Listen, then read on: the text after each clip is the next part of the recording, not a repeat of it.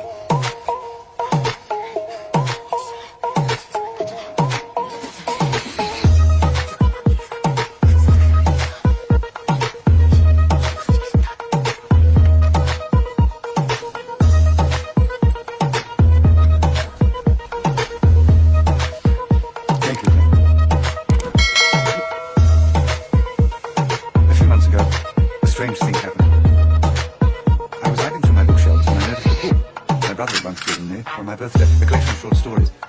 Well, I started to reread one of those stories. It was about a man who one morning wakes up and cannot bring himself to get out of bed. He shuts his eyes in self-defense. He re-examines his life. He sees with a restlessness. He packs his bags, cuts all ties, can no longer live among the people he knows. They paralyze him. He is moneyed. He goes to Rome. He wants to burrow under the earth like a ball, like a root. But even in Rome, he cannot escape people from his former life. So he decides to return to the city where he was born and educated, but which he can't quite bring himself to call home. Well, the move doesn't help. He feels he has no more right to return than a dead man. What can he do? desires an extreme solution to his conundrum. He aches for nothing less than a new world, a new language. Nothing changes. Out of indifference, and because he can't think of anything better to do, he decides once more to leave his hometown, to do some hitching. A man picks him up, they ride off into the night, when bang, the car smacks into a wall. The driver dies. Our man is hospitalized, broken up. Months pass. His wounds heal. Now he wishes for life. He has a confidence in himself, in things he doesn't have to explain, things like the pores in his skin, all things corporeal. He can't wait to get out of the hospital, away from the infirm and the moribund. I say unto thee, rise up and walk. None of your bones are broken. See it? When I read those words, rise up and walk, none of your bones are broken, I felt a tremendous sadness. Do you know what the opening of the story is? When a man enters his 30th year, people will not stop calling him young. 30. I've been given the book for my 30th birthday. The 30th year by ʟɪභᴇ. So, I had heard. I had been told. I knew all along, even if I didn't really know. The great true things are unsurprising. But what did I do? I carried on. I carried on beautifully. We were the happy couple, Elizabeth and I, that's how we said. But in truth, I did not cherish my wife. And I did not cherish my friends. Or even my children. I just carried on. I was a success. I made my way. But with each step, I cringed. I was on the back foot.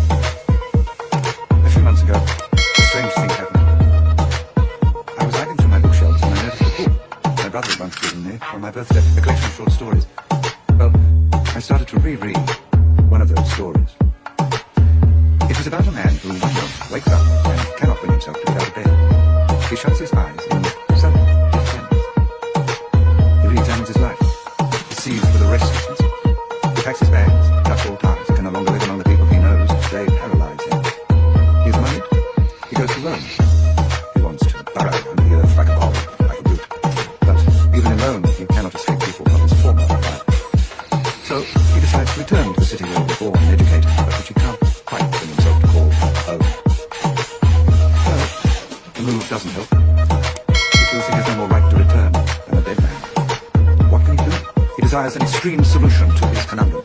He aches for nothing less than a new world, a new language. Nothing changes. Out of indifference, and because he can't think of anything better to do, he decides once more to leave his hometown, to do some hitching. A man picks him up, they ride off into the night, when bang, the car smacks into a wall. The driver dies. Our man is hospitalized, broken up. Months pass. His wounds heal. Now he wishes for life. He has a confidence in things he doesn't have to explain, things like the pores in his skin, all things corporeal.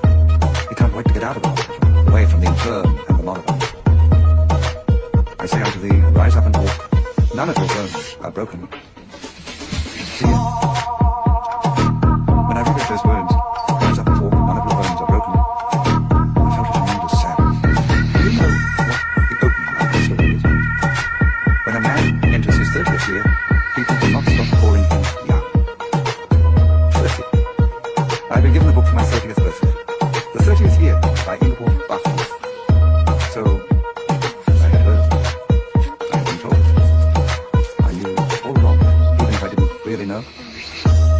great true things are unsurprising.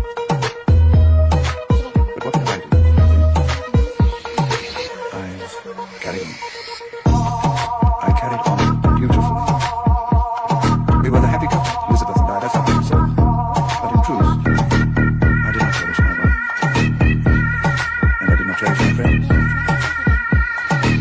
Or even my children. I just carried on. I was a success. I made my way.